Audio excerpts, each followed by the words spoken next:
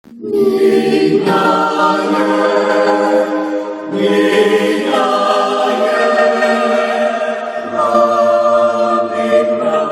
the beautiful passage from Ecclesiastes reminds us, there is time for everything. A time to weep and a time to laugh. A time to be born and a time to die. A time to mourn and a time to dance. Do you give yourself the ample time to grieve and live? Christ said before his death, "My Father, if it is possible, let this cup pass away from me." My name is Janet. I'm a public health nurse, a counselor, and a member of the Church of Christ. In the previous episode, we learned that our perceptions of our losses can be viewed as a process of change and the beginning of new chapters of our lives if we begin to trust the Lord with a whole heart. Today, we will be discussing how we can grieve and live. Before Christ's death, it was accounted in the book of Mark 26, verse 38, and I quote, "My soul is exceedingly sorrowful, even unto death." These were the words of Christ before he died. Christ came in a human nature, which meant that Christ had a human soul and a human body. It is clear from this passage that his soul was in a sorrowful state. He was expressing a lot of sorrow at the point of his death. How significant do you think this was for Christ to express? Christ speaks here of the mental agony which he was enduring, an agony experienced during loss or grief. And it is important that this was noted in the Bible. So we can only imagine the strain he had on his body. It was not merely the thought of bodily pain. There were other elements which made his sorrow like no other sorrow. He thought of all the circumstances that led to his passion to lay down his life for mankind and all that surrounded his death. The denial of Peter, how the disciples were going to cope in his absence, amongst others. We do reflect on our lives when we are near to death. And I urge you to take a second to reflect on your life today and find that missing piece now, today, as you live. During the early days of my career, I was blessed to be part of a data collection team. Our team was to collect data on the experiences of dying people, and I would like to share briefly with you today the similarities I found between the dying and the living before and after death or loss. Patients and families were asked to identify and describe their preferences during the end of their life. Data collected was very rich culturally. The common preference identified by participants across the globe was the importance of strengthening the relationship they had with their loved ones. So when people are dying, they and their families face significant psychosocial challenges. Amongst these are anxiety, depression, fear, and emotional distress, just as Christ experienced before his death.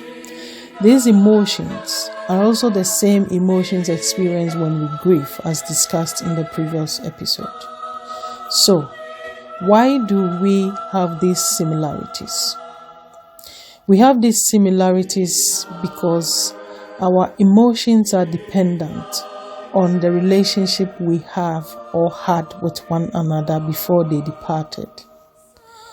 So, what is the relationship you have with your family now? Your son, your daughter, your neighbor, your colleague, friends, and everyone.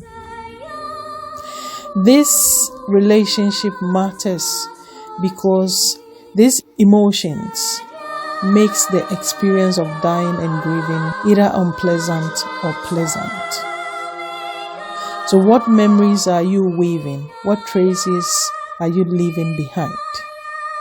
Matthew 22 verse 38 tells us that we should love our neighbor as ourselves. Are you doing just that?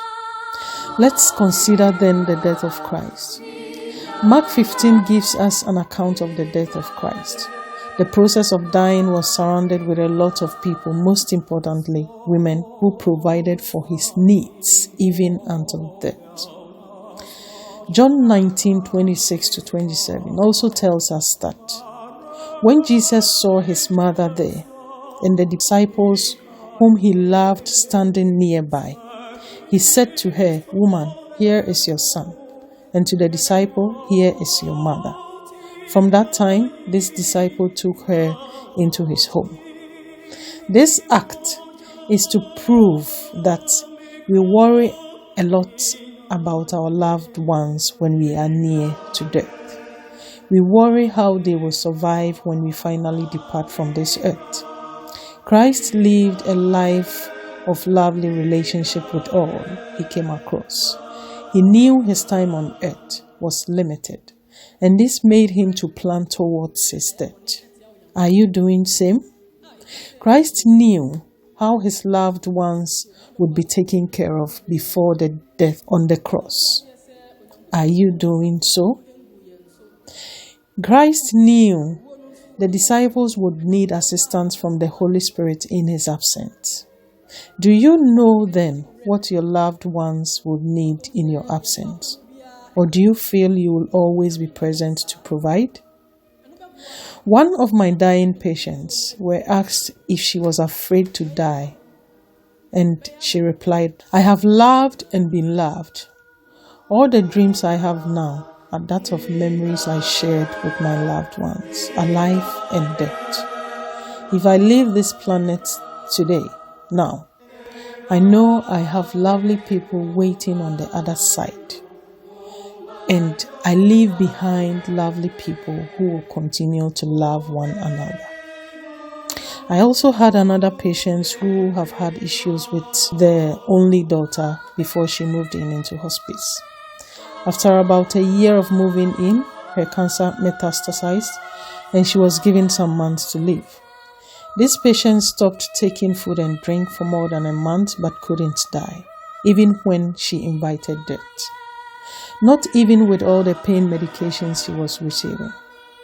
She had unsettled issues with her daughter. The day her daughter visited, she passed the night after. I had the privilege of meeting her daughter before and after the death of her mom, and she also said this: "If I could turn the clock." She then burst into tears of deep sorrow. I ask you now, which of these two patients lived and died a good death? Love is so powerful, more powerful than we think. We always have a choice for anything we do. Make the choice to love, not just love, but to love like Jesus. Forgive, be kind, listen, be slow to anger. Don't do it because of someone. Do it because you deserve it. 1 Corinthians 16 verse 14 tells us that we should do everything in love. Make sure then that God is in the center of your life and the center of your relationship. May God bless you until we meet again. Bye.